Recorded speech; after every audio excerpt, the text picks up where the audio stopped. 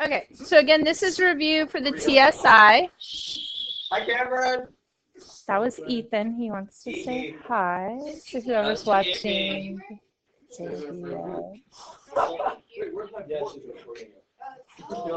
All right, okay, moving on. So number 1. For each of the questions below, choose the best answer for the 4 choices given. You may use the paper you received as scratch paper. So if you have scratch paper, go for it. So if 3t minus 7 is equal to 5t, then what would 6t be? So what is the first thing we need to do? You need to solve for t, right? So you need to take the 3t minus 7 equals 5t, and we need to get t by itself. So I personally would subtract 3t from both sides. Do y'all agree? We haven't done algebra together before. Do y'all try to keep things positive? Like, I always try to keep it positive. Okay. And so I have negative 7 equals 2t. And then we're going to divide both sides by what? Whatever is by your variable, that's what you want to divide by. So we want to divide both sides by 2. So Blake's right. It's not positive. But it's also not our answer. Okay, so we have t is equal to negative 7 halves. And that's not our answer because now we need to plug it in. So we want to take that t value and plug it in. We have 6t is equal to what? So we're going to do 6 times negative 7 halves, because that's what we found t to be. So what is 6 times negative 7? Do y'all agree it's negative 42? Yes. And then negative 42 divided by 2 is negative 21, which is c. Okay. I will tell you guys that if you decide you want to take the CLEP test, and by the way, I said I would talk about it and then forgot to. Pay attention a second, guys. So the CLEP test is offered by the College Board, if I'm not mistaken. You can just Google CLEP, and look at all the different exams they have. Okay, we are not a testing center yet at Lake Travis High School, so you would have to go to an alternate location. There's one within like a 30-minute drive. They're not very far. Okay, but you can do all these different CLEP tests, and they're $85 a piece. Okay, for math, I would recommend either college algebra or college mathematics. And what that does for you is you have to look into your college and ask them, would college math count or would college algebra count? And like, do you even need it for your degree? But if you do, it's a great idea to go get it knocked out in that way. Correct. So it's like taking an AP test? It is like taking an AP test, absolutely. Except it's pass or fail, whereas an AP you get like 3, 4, 5. And so like 3 is qualifying at some schools and not others, but CLEP is just like pass or fail. In the 50 to 60% range, yeah.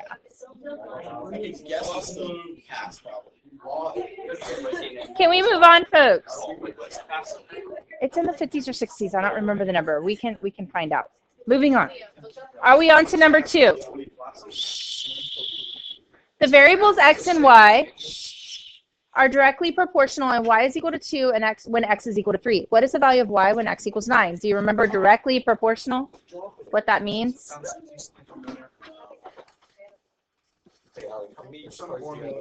Do you remember that that's direct? And it's not necessary for this problem, but that's indirect. Is that coming back from algebra? We just need direct, though. So we need to solve for k. So we know that y is 2 when x is 3. So wouldn't that give us a k value of 2/3? No? So then you have to take that and plug it back in a second time. So we kind of... If it's obvious to you. I don't know if it's obvious to all of us. So y is what we're solving for. K we now know is 2/3, and our new x is 9. So that's going to be what? 2 times 9 is 18. 18 divided by 3 is 6. Do we agree? You got to remember that direct means y equals k times x, Indirect means y equals k divided by x.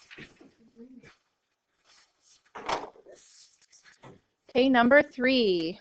In the xy plane above, point C has coordinates 6, 9. Okay, so that's going to be at over 6 in the x direction and up 9 in the y direction. Which of the following is an equational line that contains points O and C, O being the origin? What would the coordinates of the origin be? 0, 0. I hope you remember that. You thought it was which one? You think it's G?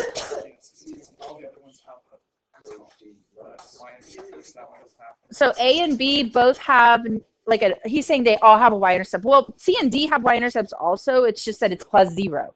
Okay, which is what we want. Do y'all agree with that? Okay, do y'all remember that the number on the end is where it crosses the y-axis at?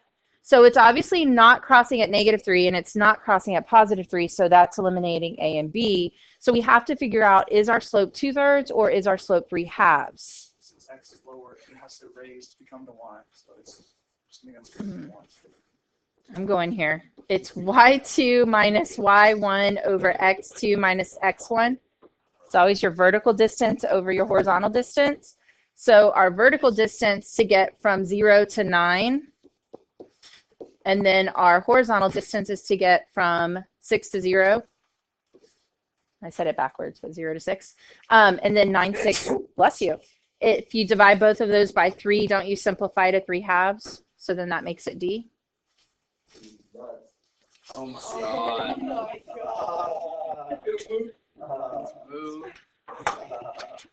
It's so funny.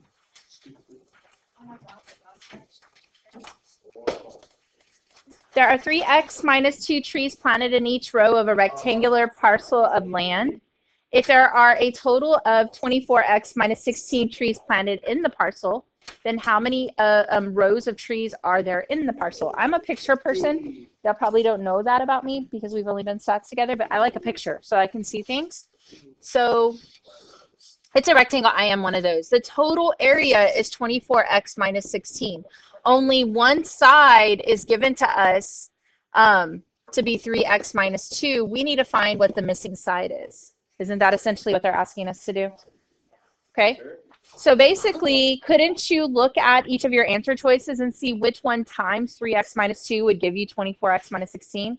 Or you could look at it as dividing, and you could do the division of 24x minus 16 divided by 3x minus 2. You think it's C? Yes. Okay. Okay. It is D? Okay. Because if we went 8x, wouldn't that give us 24x squared minus 16x? Remember, distribute? Yeah, okay. So that doesn't work for us. So actually, I'm going with the 8, y'all were shouting out, D. So if we multiply that by 8 and we distribute it, then we do get 24x minus 16, which is what we wanted. So sometimes a great testing strategy is just use the answers they give you. See which ones work. Everybody feel okay with that? Number 5, a group of 18 people ordered soup and sandwiches for lunch. Each person in the group had either one soup or one sandwich. The sandwiches cost $7.75 each, and the soups cost $4.50 each. If the total cost of all 18 lunches was $113.50, then how many sandwiches were ordered?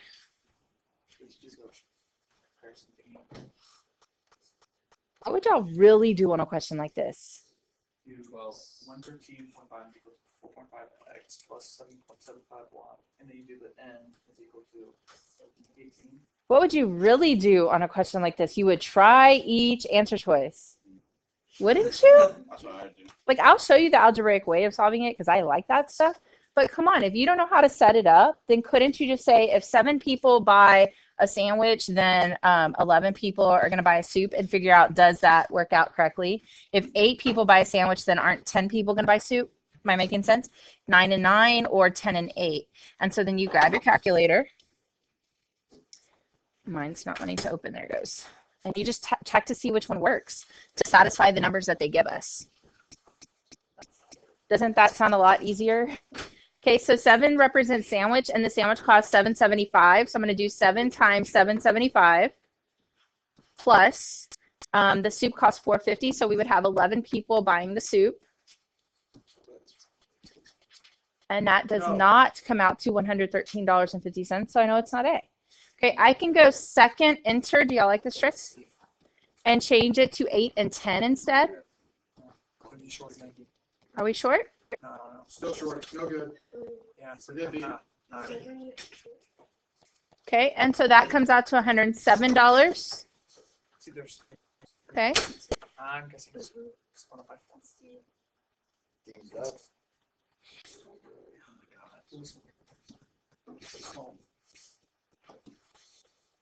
I want to delete that and that. And then go change that 8 into a 9. So I probably could have typed this faster just by retyping it. So you think it's D? Yeah. Okay, C did not work. Let's try if D works. So 10 and 8. Yep, it's D. XD.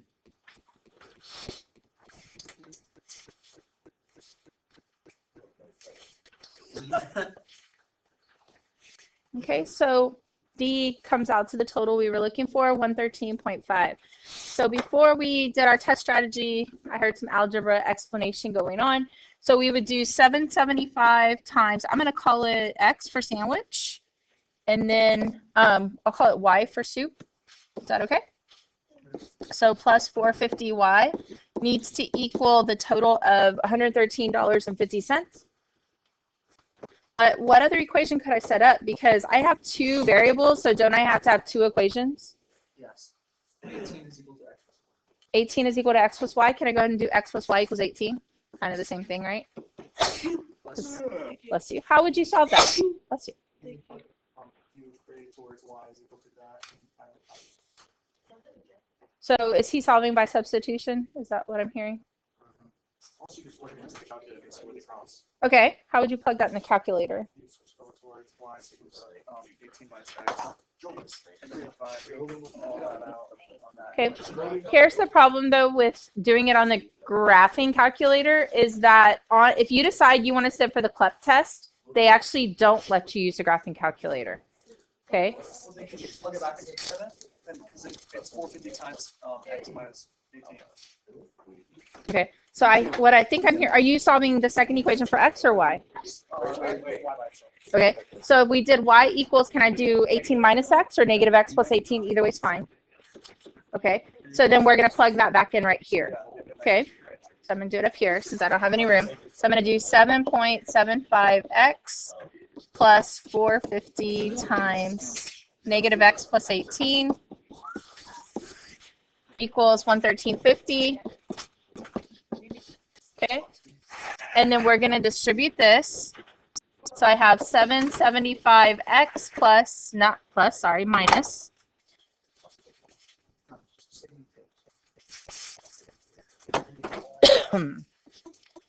Minus 450X, and then I'm going to do the 450 times 18.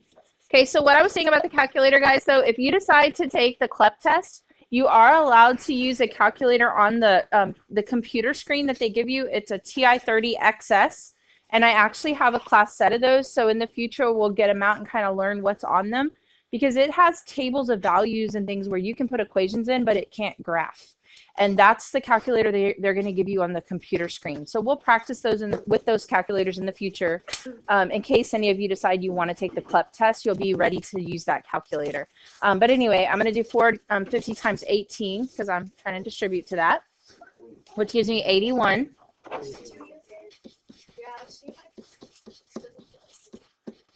Okay, so then I need to combine my like terms. So I have 775 minus 450 for the x's.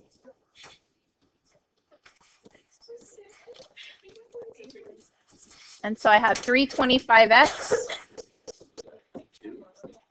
plus 81 equals 113.50. I'm kind of thinking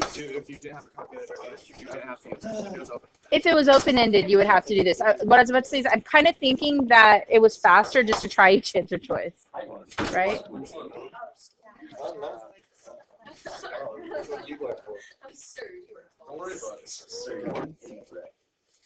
I mean, I make it myself. I don't even. So 3.25 equals x.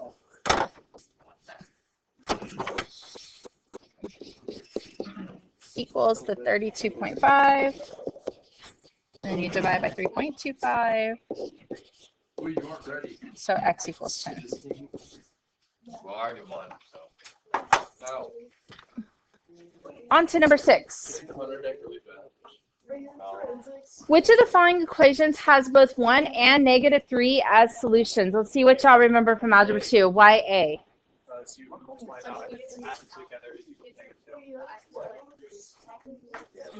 -2. Do y'all remember factoring? Okay. I personally would factor this, and I would say what multiplies. Actually, let me back up a second. Here's what I would do. I would say that this gives me x minus 1, and this gives me x plus 3, and then FOIL it. That's what I would do. Instead of sitting here factoring each of these answer choices, I would just FOIL it. But do you remember that your solution is always the opposite sign as your factors? Because when you do x minus 1 equals 0, it becomes x equals 1 when you move the 1 over. So it's always the opposite sign. And then we're going to FOIL that. And so we're going to have x squared plus 3x minus 1x minus 3. And then we're going to combine the middle two terms together. So we have x squared plus 2x minus 3. I believe that's B.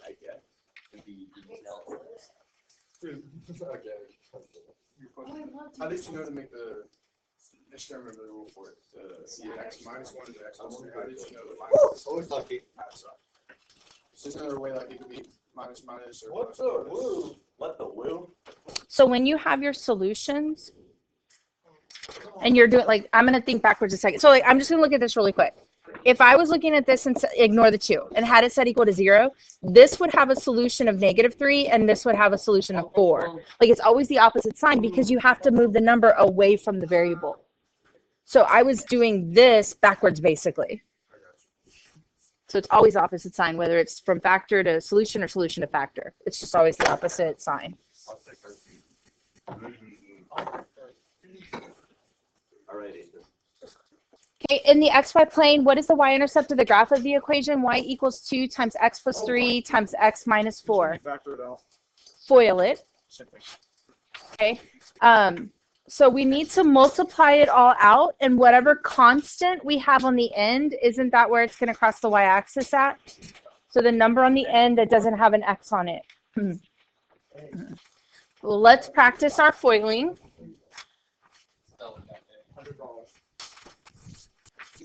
Okay, so we're going to do, how do you want to do this? You can multiply it by the 2 first, or you can do the foiling first. Like, what do you want to do first? You want to do the 2 first? Okay, it can only go into one set of the parentheses. You can't put it in both, and it doesn't matter which one. I'll just go ahead and put it in the one it's next to. So that's going to become 2x plus 6, but then we need to take that and multiply it by the x minus 4. Okay, so we're going to go 2x times x is 2x squared. 2x times -4 is minus 8x. Positive 6 times x is plus 6x. And then 6 times -4 is a minus 24. So that gives us the equation 2x squared minus 2x minus 24. So it appears to be crossing the y-axis at -24. Do you agree with that? Are they tricking us? Yeah. Yes. Okay. Oh my gosh. Which one? No, it's all right. Ooh, number 8. Do you remember anything about x to the 4th minus 1? Yes. Yeah, definitely. Oh, crap. It's actually B. Even if it's negative, right? Or positive. It's B. No, I actually have no idea. It's It's only It talking is about? D. It's D. it's D. Why? Because There's no variable. you put X. No. I told you. No, Let me get it. boil it out. Whoever falls thinking the math is 4. It's a new one. X minus 1 to the 4th power is what D says, right? So x minus 1 times x minus 1, I'm just going to deal with that for a second. Do y'all agree that that would be x squared plus 1? y'all agree with that? Yeah, keep going. Okay, because the middle, wait, is that true? Yes. No, it's not. I just fell for my own trick. Hey. Isn't that x squared minus 2x plus 1? Yeah. It's not right. So wouldn't it be D because the Negative x and negative x do not cancel each other out. You get me? Why would it be B? Because it's dumb. So we're going to take that and we're going to, that's 2 of them. So we got another 2 over here, which is x squared minus 2x plus 1. It's not looking pretty, is it? So then I have to distribute the x squared to everything. Isn't it B? Are we just not agreeing with D anymore? No, no, Okay. it's B. So let's play with another one. So we're agreeing that D has got way too many terms to work out. No, it's definitely B. You think it's B? Yes. Okay, so what do you want to do with it to check? I just think it's B. So we're going to do x plus 1 times x plus 1 times x minus 1 times x minus 1. Hey, let's talk a sec. If we put the plus 1 next to the minus 1, couldn't we get some terms to cancel out? So it's okay to rewrite the order. Like 2 times 3 is the same thing as 3 times 2. The order doesn't matter. So I'm actually going to change that. And we're going to do x plus 1 times x minus 1. So I'm like using this one with this one. And then separately, I'm going to do x plus 1 times x minus 1 again. So when I do that, I get x squared. Don't these cancel each other out? A positive x and a negative x. And so then we're just left with minus 1. But this one is going to do the same thing. So now when I FOIL that, what happens? This is x to the 4th. This is negative x squared. This is negative x squared, which is minus 2x squared, and then plus 1. We're getting anywhere? Wait, so it'd be A. Dude. Ooh, you just see. So which one did y'all just make me prove is wrong? B? B. It'd be A. You think it's A? Oh no, sorry. It's a legendary second. You ready for A? Yeah. This means x plus 1, x minus 1, x squared plus 1. Okay, we're okay there. Doesn't this FOIL we just proved to x squared minus 1? Because x and x is x squared. This cancels each other out, and then you have your minus 1. Hold on, let's see if we can do anything with this. And so x squared times x squared is x to the 4th. This and this cancel each other out, don't they? Because you have a positive x squared and a minus x squared. And then you have a minus 1. Oh, look, that's pretty. Isn't that what we wanted? Isn't that what we wanted? Yeah. Indeed. What's the matter? That's a lot of work. Why do you not?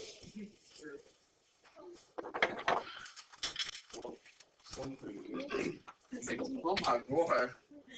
What is 3 cubed? What does that mean? Is it 9? Thank you for not saying it's 9. 3 cubed means 3 times 3 times 3, 3 times. So y'all are right, it's 27. 27x squared.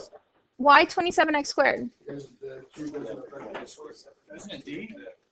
Is it x to the 5th or is it x to the 6th? Okay, let's talk about the different exponent rules. If we had x squared times x cubed, I would agree it's x to the 5th. That's not what we have. We have x squared to the 3rd power. That's when you multiply. Okay, so you have to have that base written down 2 times for the rule of adding exponents to apply. Do y'all agree? Is it coming back? Is it still in your brain there somewhere? Okay. Wait, so it'd be B. So it's going to be 27 x to the 6, y to the 9th.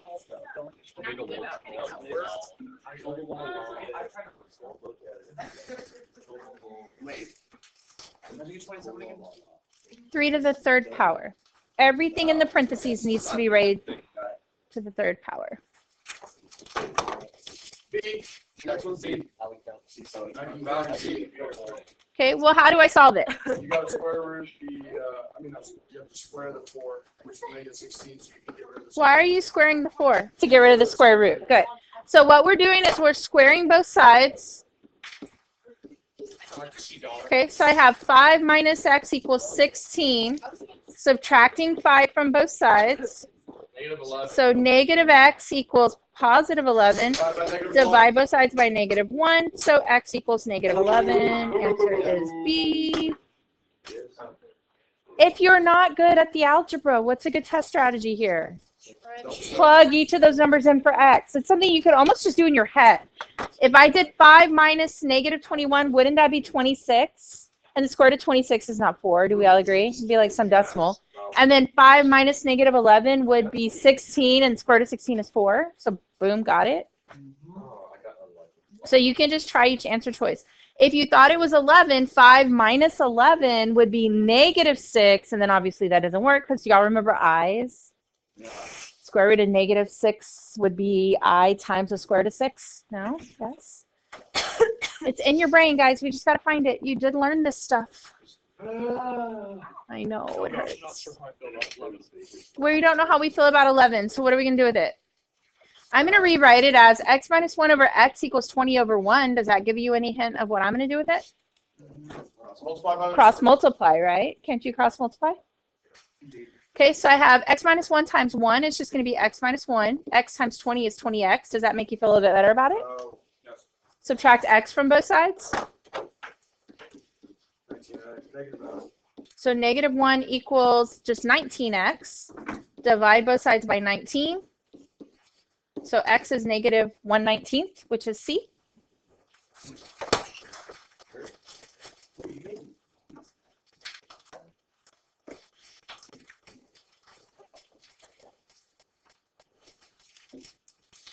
A ball was kicked into the air from a balcony 20 feet above the ground, and the ball's height above the ground in feet t seconds after the ball, that's a nice typo, was kicked was h of t is equal to 20 minus 16t squared plus 32t.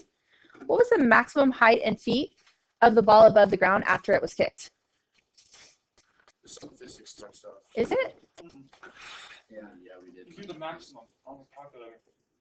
But we can't use a graphing calculator. Yeah. Why can't we do the calculator? Because on the test does not allow a graphic calculator. It allows a type of calculator that cannot do. When in doubt, see it out. Yeah. It's 36. Oh gosh, that's long. Do y'all remember vertex at all? A little bit, yeah. Yes. Okay, so you should have learned that an equation in this format would look like this. Okay, and the vertex is this point right here, which is the maximum point, isn't it? Okay. We need the maximum height, so we need to solve for y at that point, at that vertex point, okay? So do y'all remember like a negative b over 2a thing? Yeah. What was that? Vertex. Okay, your vertex can be found by doing negative b over 2a for the x, and then you have to plug it back into the equation for the y. We don't really want the x, we want the y, because the x is just the time, but the y is the height, which would be what we're looking for. But we've got to find the negative b over 2a first. So in order to do negative b over 2a, don't we have to have it in the format of your x squared first, then your x, then your constant? Okay, in this case, it's not x's, it's t's, but it's like the same thing. So we're going to say negative 16t squared is our first term, 32t is our second term, and plus 20 is our third term. Do y'all follow me? So that means that A is negative 16, B is 32, and C is 20. So to find negative b over 2a, is it 1? I'm going to do negative 32 over 2 times negative 16. I feel like it's just positive 1, isn't it? Because you have negative 32 over negative 32. That's our x. So we know the maximum height is going to be achieved at 1 second, okay? So we just take that 1 and plug it back in for t, and it gives us our height. So we're going to go back to the original equation. We're going to do 20 minus 16 times 1 squared plus 32 times 1. So they're being really nice to us on these numbers because 1 squared is 1. So we have 20 minus 16 plus 32. I told you it's always C. So 20 minus 16 is 4, and 4 plus 32 is 36. And What did we tell you, Miss Hall? I'm sorry. I'm sorry I made you work it out right and not just guess C all the time. Let's see his other two. Now she's gonna make sure like there's not. That's right. Daily check, no C's allowed. Got it. Or only C. Yeah, statistic of like 40% of test questions are answered with C. I feel like your daily check needs to be open-ended, right? No? Sorry. Yeah. Like not multiple choice is fun. No. Is that okay? Can we just do these and then these are yours to practice for the daily check and we're all happy and we just move on with life? Yeah, that was my intent. Y'all are getting way too stressed about this. We're not stressing. What else? The yard behind the Behind the Cindy's house. That's kind of odd. Maybe it's a restaurant or something. Is rectangular in shape and has a perimeter of 72 feet. So we have a rectangle all the way around it on the outside is 72 feet. If the length L of the yard is 18 feet longer than the width W of the yard, then what is the area of the yard? You're just going to plug stuff in the calculator? What? Says the area. Aren't you doing It's perimeter. Oh, perimeter. It's perimeter. Do y'all remember what perimeter is? Add up all the sides and it adds up to 72. So our length is equal to the width plus 18. Did y'all catch that? So wouldn't the width just be the width? Yeah. Okay. How many lengths do you have? How many widths do you have? So do y'all remember that cute little formula? 2 L's plus 2 W's gives you the P. Remember that? No, you don't remember that from geometry? So we have, we'll see. So our perimeter is 72. Our length is W plus 18, but there's 2 of them. And then our width is just going to be width. The reason I did that is now I have it all in terms of W and I can solve for W. Okay? So don't forget you have to distribute the 2. So we have 72 equals 2W plus 36 plus another 2W. Let's combine like terms. So 2W and 2W together is 4W. Can I go ahead at the same time and subtract that 36 over? That'd be okay? Okay. So I have 36. Does that cancel? Like 72 minus 36, I shouldn't have canceled it, but y'all get the point. Is equal to 4W. 9. W equals 9. Okay, but is that what they asked us for? We have to go back and make sure that's what they asked us for. So what is the area of the yard? What? So this is 9, we just said. What's 9 plus 18? 27. Okay, so if you plug in 9 here, 9 plus 18 is 27. So area would be 27 times 9. Do y'all agree? Because it's length times width. So what's 27 times 9? 243. C. When in doubt, see it out. C, always.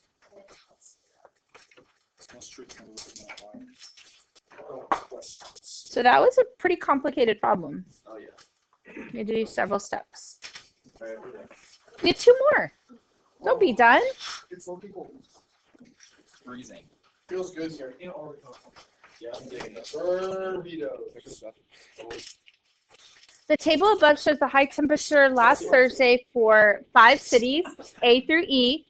If the median, there's a stats word, if the median of the Thursday high temperature for these cities was 81 degrees Fahrenheit, excuse me, which of the following could not have been the high temperature last Thursday for city A? Why C? No, I was asking her what was 13. Oh. Isn't it? The median of the Thursday high temperatures for these cities was 81. Should we maybe try to put them in order? Yeah, of course. But I don't know if we can because it's T. We can put it in order what we have at least. So we have a 93, we have an 87, we have an 81, we have a 62. Did I get them all? Yes. We know 81's the middle, so wouldn't that mean that it has to be lower to balance things out? That was interesting. So it doesn't have to be lower? Which could it not be? Oh, which of the following could not have been? Some of them are less than 81 except for that one. Is she?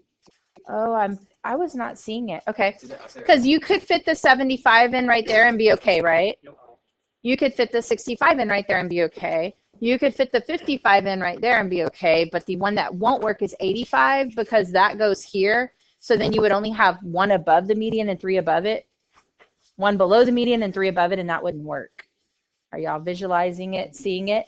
But I feel like you had to put them in order to see that. So I think that was necessary. But glad he pointed out that could not work for us. Last but not least, there are 20 children in the cast of a class play, and 8 of the children are boys. Of the boys, 4 have a speaking part in the play, and of the girls, 8 do not have a speaking part in the play. If a child from the cast of the play is chosen at random, what is the probability that the child has a speaking part? Is it just 12 out of 20? What? Yeah. So we have 8 boys. How many girls do we have? Okay, the children are boys. 12. Okay, 12 girls. Oh, 20 children in total. 4 have a speaking part. So isn't that 1/2 of the boys have a speaking part? I'm just kind of going through everything they gave us. 8 girls do not have a speaking part. So doesn't that mean that 4 out of 12 or 1/3, bless you. So this is a speaking part. This is a speaking part. So if a child from the cast of the play is chosen at random, what is probability that the child has a speaking part? They're either a boy or a girl. 3, 6 off. Wow. 6, 5, 6. 2, 6. But we also have to consider the factor of them being a boy or girl. Oh, Pretty sure. 5, 6 isn't even an answer to this all. Yeah, all right, it's C. Watch it come out to C. It is C. But what's the probability that they actually are a boy? Isn't that 8 out of the 20? What's the probability that they're going to be a girl? 12 out of the 20? I bet that's going to give it to us. It's 3/5. Why are you going to cry over 3/5? Because it's C and you want it to be C? All cry, baby. Bully. Cyberbully. Yeah, who's a bully? I'd kick your ass. Oh, wow. Not even joking. What the?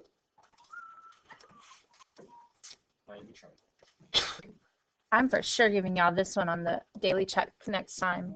Because it's the closest we have to statistics. Let's get rid of daily checks.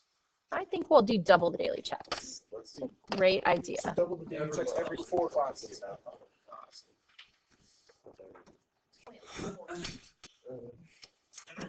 Please be precise. Isn't it just A.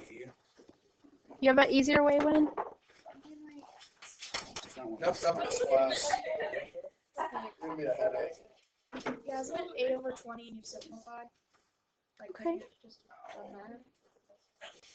That's just the probability of being a boy, though. No, but there's 8 children who have speaking parts, and they're asking for all the children.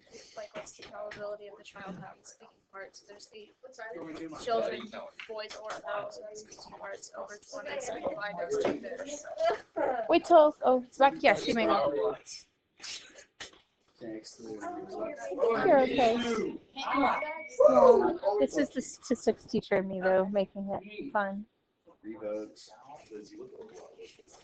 Okay, so your daily check next time will come from